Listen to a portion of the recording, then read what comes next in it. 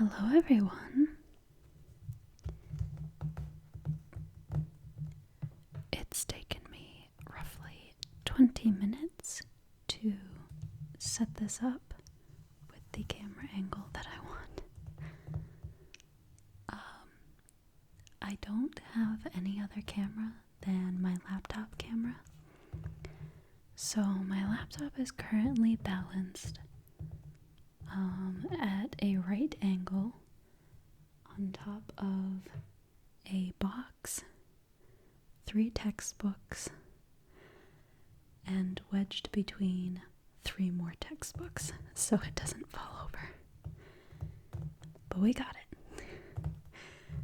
So hopefully I can find a better situation in the future. But for tonight, as you can see, I have my Grimm's Complete Fairy Tales. I just happened to find this at Barnes & Noble about a month ago-ish, and I thought this would be a good book to read to you guys. So, here it says on the inside cover, "The fairy tales of the Brothers Grimm are among the best loved and most famous in all of literature. What reader is not familiar with the stories Little Red Riding Hood, Snow White and the 7 Dwarfs, Cinderella, Sleeping Beauty, Rapunzel, Rumpelstiltskin, or Tom Thumb? Derived from folk tales that had been part of the oral storytelling tradition for centuries, these stories are acknowledged as literary landmarks that transcend their time and culture. Grimm's Complete Fairy Tales collects more than 200 fairy tales set down by Jacob and Wilhelm Grimm in the early decades of the 19th century. In these wonderfully entertaining stories, frogs transform into handsome princes, serving girls become princesses, clever peasants outwit disdainful nobles, evil queens and stepmothers are revealed for the nasty folk they are. Innocents learn to beware of predators, kings learn valuable lessons from their wiser servants, the poor outshine their betters, animals talk like people, virtue is rewarded, and bad behavior is punished." I think this entire thing is one sentence. That was a mouthful. Illustrated with the artwork of Arthur Rachman, Grimm's Complete Fairy Tales is a cornucopia of magical stories that will appeal to readers of all ages. I'm sorry for the creaking in the background. I'm trying not to move too much in my chair.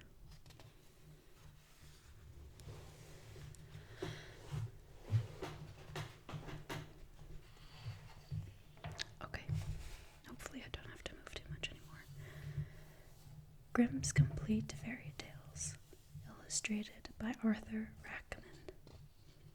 I flipped through this book earlier and I didn't see a single illustration. Oh, there's a very few. Alright. Shall we start with something that everybody knows? Or start with something that maybe nobody knows?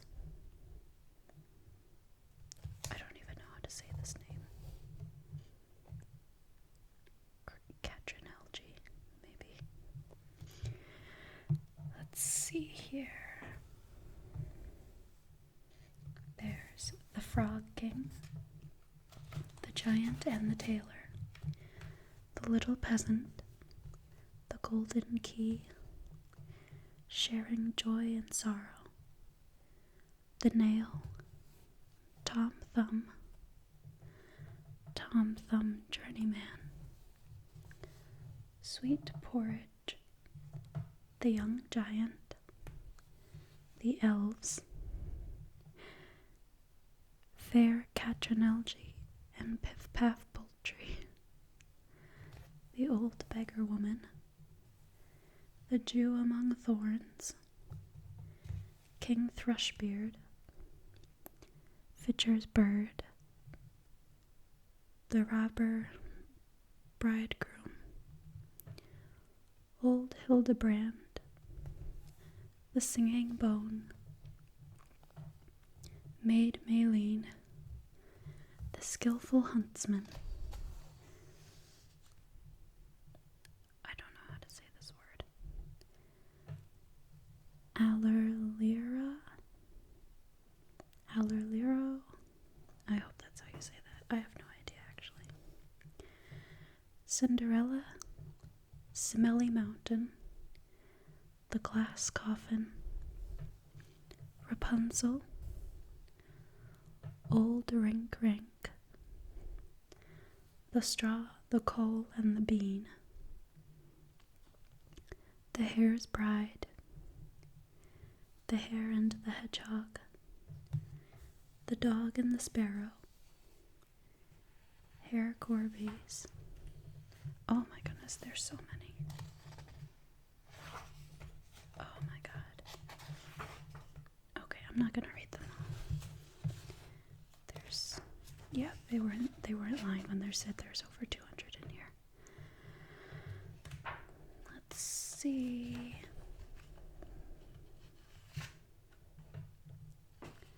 I think next time, if you guys want me to continue reading these, I'll just have you pick a number between 1 and 682. And whichever number that you pick, I will read the story where that number falls. Let's see.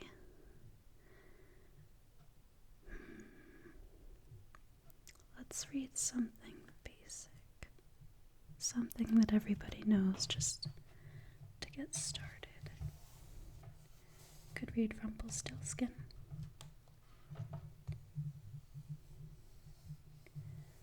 Let's see. Jorinda and Jorindel. Ferdinand the Faithful. The shoes that were danced to pieces. I don't know any of these stories.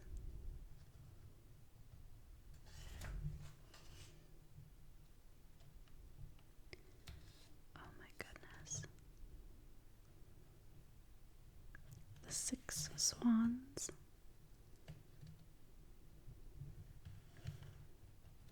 Okay, what? Give me a story I know. Let's read Cinderella. On page 71.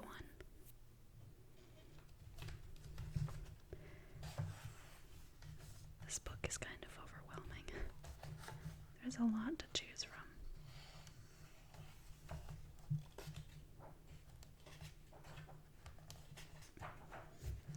Okay. And now begin Cinderella. The wife of a rich man fell sick, and as she felt that her end was drawing near, she called her only daughter to her bedside and said, "Dear child, be good and pious, and then the good God will always protect thee, and I will look down on thee from heaven and be near thee." Thereupon she closed her eyes and departed. Every day the maiden went out to her mother's grave and wept, and she remained pious and good. When winter came, the snow spread a white sheet over the grave, and when the spring sun had drawn it off again, the man had taken another wife. The woman had brought 2 daughters into the house with her, who were beautiful and fair of face, but vile and black of heart. Now began a bad time for the poor stepchild. "Is the stupid ghost to sit in the parlor with us?" they said. "He who wants to eat bread must earn it. Out with the kitchen wench." They took her pretty clothes away from her, put an old gray bedgown on her, and gave her wooden shoes. "Just look at the proud princess, how decked out she is," they cried, and laughed, and led her into the kitchen. There she had to do hard work from morning till night, get up before daybreak, carry water, light fires, cook and wash. Besides this, the sisters did her every imaginable injury. They mocked her and emptied her peas and lentils into the ashes, so that she was forced to sit and pick them out again. In the evening, when she had worked till she was weary, she had no bed to go to, but had to sleep by the fireside in the ashes. And as on that account she always looked dusty and dirty, they called her Cinderella. It happened that the father was once going to the fair, and he asked his 2 stepdaughters what he should bring back for them. "Beautiful dresses," said one. "Pearls and jewels," said the second. "And thou, Cinderella," said he, "what wilt thou have?" "Father, break off for me the first branch which knocks against your hat on your way home."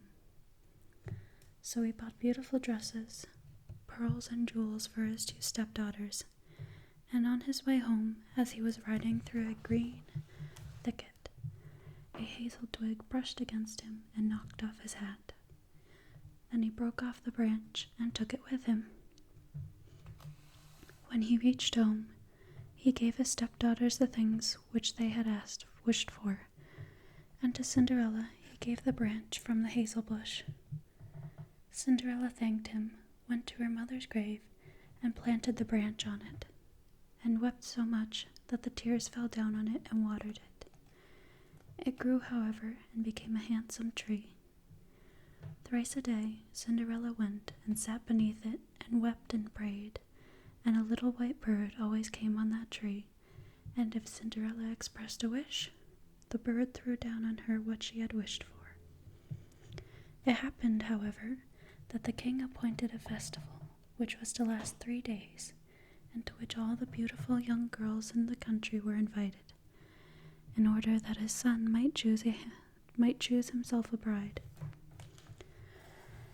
When the 2 stepsisters heard that they were to appear among the number, they were delighted, called Cinderella and said, "Comb our hair for us, brush our shoes, and fasten our buckles, for we are going to the festival at the king's palace."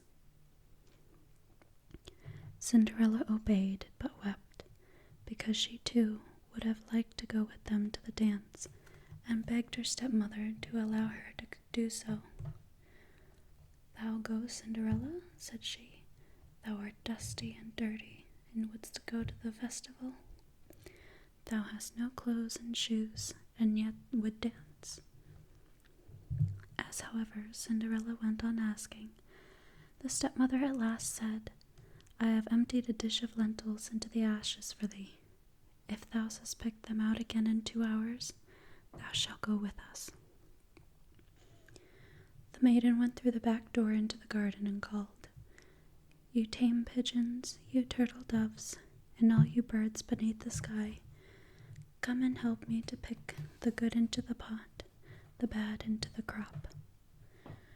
Then 2 white pigeons came in by the kitchen window, and afterwards the turtle doves, and at last all the birds beneath the sky came whirring and crowding in, and alighted among the ashes. And the pigeons nodded with their heads and began pick, pick, pick, pick, and the rest began also pick, pick, pick, pick, and gathered all the good grains into the dish. Hardly had 1 hour passed before they had finished, and all flew out again. Then the girl took the dish to her stepmother and was glad, and believed that now she would be allowed to go with them to the festival. But the stepmother said, "No, Cinderella, thou hast no clothes, and thou canst not dance. Thou wouldst only be laughed at." And as Cinderella wept at this, the stepmother said, "If thou canst pick 2 dishes of lentils out of the ashes for me in 1 hour, thou shalt go with us." And she thought to herself, that she most certainly cannot do. When the stepmother had emptied the 2 dishes of lentils amongst the ashes, the maiden went through the back door into the garden and cried, "You tame pigeons, you turtle doves, and all you birds beneath the sky, come and help me to pick the good into the pot, the bad into the crop." Then 2 white pigeons came in by the kitchen window, and afterwards the turtle doves, and at length all the birds beneath the sky came whirring and crowding in, and alighted amongst the ashes. And the doves nodded with their heads and began pick, pick, pick, pick, and the others began also pick, pick, pick, pick, and gathered all the good seeds into the dishes, and before half an hour was over, they had already finished, and all flew out again. Then the maiden carried the dishes to the stepmother and was delighted, and believed that she might now go with them to the festival. But the stepmother said, all this will not help thee. Thou goest not with us, for thou hast no clothes, and canst not dance. We should be ashamed of thee." On this she turned her back on Cinderella, and hurried away with her 2 proud daughters. As no one was now at home, Cinderella went to her mother's grave beneath the hazel tree and cried, "Shiver and quiver, little tree, silver and gold throw down over me." Then the bird threw a gold and silver dress down up to her, and slippers embroidered with silk and silver. She put on the dress with all speed and went to the festival. Her stepsisters and the stepmother, however, did not know her, and thought she must be a foreign princess, for she looked so beautiful in the golden dress. They never once thought of Cinderella, and believed that she was sitting at home in the dirt, picking lentils out of the ashes. The prince went to meet her, took her by the hand, and danced with her. He would dance with no other maiden, and he never let loose of her hand. If anyone else came to invite her, he said, "This is my partner." She danced till it was evening, and then she wanted to go home. But the king's son said, "I will go with thee and bear thee company," for he wished to see to whom the beautiful maiden belonged. She escaped from him, however, and sprang into the pigeon house. The king's son waited until her father came, and then he told him that the strange maiden had leapt into the pigeon house. The old man thought, "Can it be Cinderella?" And they had to bring in an axe and a pickaxe, and he might hew the pigeon house to pieces. But no one was inside it. And when they got home, Cinderella lay in her dirty clothes among the ashes, and a dim little oil lamp was burning on the mantelpiece, for Cinderella had jumped quickly down from the back of the pigeon house, and had run into the little hazel tree. And there she had taken off her beautiful clothes, and laid them on the grave, and the bird had taken them away again. And then she had placed herself in the kitchen amongst the ashes in her grey gown. Next day, when the festival began afresh, and her parents and the stepsisters had gone once more, Cinderella went to the hazel tree and said, "Shiver and quiver, little tree, shiver, silver and gold throw down over me." Then the bird threw down a much more beautiful dress than on the preceding day, and when Cinderella appeared at the festival in this dress, everyone was astonished at her beauty. The king's son had waited until she came, and instantly took her by the hand, and danced with no one but her. When others came and invited her, he said, "She is my partner." When evening came, she wished to leave, and the king's son followed her, and wanted to see into which house she went. But she sprang away from him, and into the garden behind the house. Therein stood a beautiful tall tree, on which hung the most magnificent pears. She clambered so nimbly between the branches like a squirrel, that the king's son did not know where she was gone. He waited until her father came, and said to him, "The strange maiden has escaped from me, and I believe she has climbed up the pear tree." The father thought, "Can it be Cinderella?" and had an axe brought and cut the tree down, but no one was on it. And when they got into the kitchen, Cinderella lay there amongst the ashes as usual, for she had jumped down on the other side of the tree, had taken the beautiful dress to the bird and the little hazel tree, and put on her grey gown. On the third day, when the parents and sisters had gone away, Cinderella went once more to her mother's grave and said to the little tree, "Shiver and quiver, little tree, silver and gold throw down over me." And now the bird threw down to her a dress which was more splendid and magnificent than any she had yet had, and the slippers were golden. And when she went to the festival in the dress, no one knew how to speak for astonishment. The king's son danced with her only, and if one invited her to dance, he said, "She is my partner."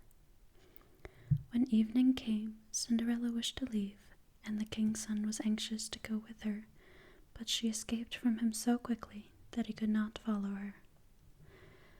The king's son, however, used a stratagem, and had caused the whole staircase to be smeared with pitch, and there, when she ran down, had the maiden's left slipper remained sticking. The king's son picked it up, and it was small and dainty and all golden. Next morning he went with it to the father and said to him, "No one shall be my wife, but she whose foot this golden slipper fits." Then there were two sisters glad, for they had pretty feet. The eldest went with the shoe into her room and wanted to try it on, and her mother stood by, but she could not get her big toe into it, and the shoe was too small for her. Then her mother gave her a knife and said, "Cut the toe off.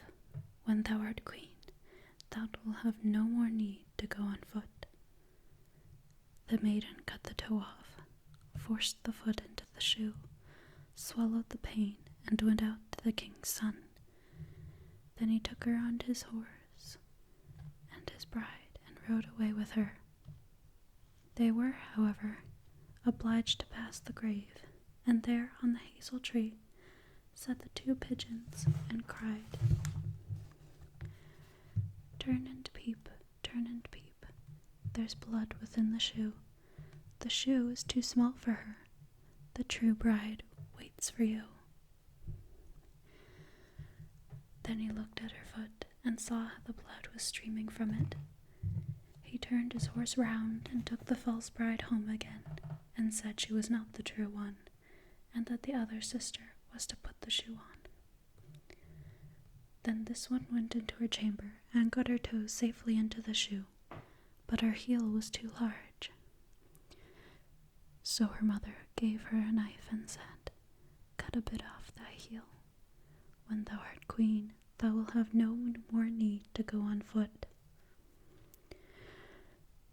The maiden cut a bit off her heel, forced her foot into the shoe, swallowed the pain, and went out to the king's son. He took her on his horse as his bride, and rode away with her, but when they passed by the hazel tree, two little pigeons sat on it and cried, turn and peep, there's blood within the shoe. The shoe is too small for her, the true bride waits for you." He looked down at her foot and saw how the blood was running out of her shoe, and how it had stained her white stocking. Then he turned his horse and took the false bride home again. "This also is not the right one," said he. "Have you no other daughter?" "No," said the man. "There is still a little stunted kitchen wench, which my late wife left behind her, but she cannot possibly be the bride." The king's son said he was to send her up to him, but the mother answered, "Oh no, she is much too dirty, she cannot show herself." He absolutely insisted on it, and Cinderella had to be called. She first washed her hands and face clean, and then went and bowed down before the king's son, who gave her the golden shoe. Then she seated herself on a stool, drew her foot out of the heavy wooden shoe, and put it into the slipper, which fitted like a glove. And when she rose up and the king's son looked at her face, he recognized the beautiful maiden who had danced with him and cried, "That is the true bride." The stepmother and the two sisters were terrified and became pale with rage. He, however, took Cinderella on his horse and rode away with her. As they passed by the hazel tree, the two white doves cried, turn and peep, no blood is in the shoe. The shoe is not too small for her, the true bride rides with you." And when they had cried that, the two came flying down and placed themselves on Cinderella's shoulders, one on the right and one on the left, and remained sitting there. When the wedding with the king's son had to be celebrated, the two false sisters came and wanted to get into favor with Cinderella and share her good fortune. When the betrothed couple went to church, the elder was at the right side and the younger at the left, and the pigeons pecked out one eye of each of them. Afterwards, as they came back, the elder was at the left and the younger at the right, and the pigeons pecked out the other eye of each, and thus, for their wickedness and falsehood, they were punished with blindness as long as they lived. I don't know about you guys, but that was a much more brutal Cinderella story than whatever I've read before.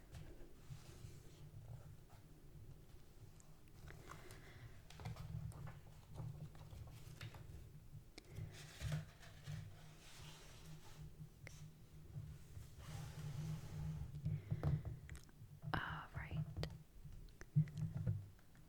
That's going to be it out of the Grimm's fairy tales for tonight. I hope you all enjoyed that.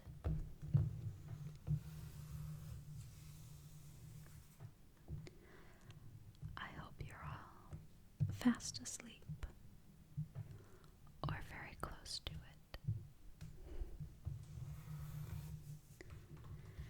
So, until next time, good night, sleep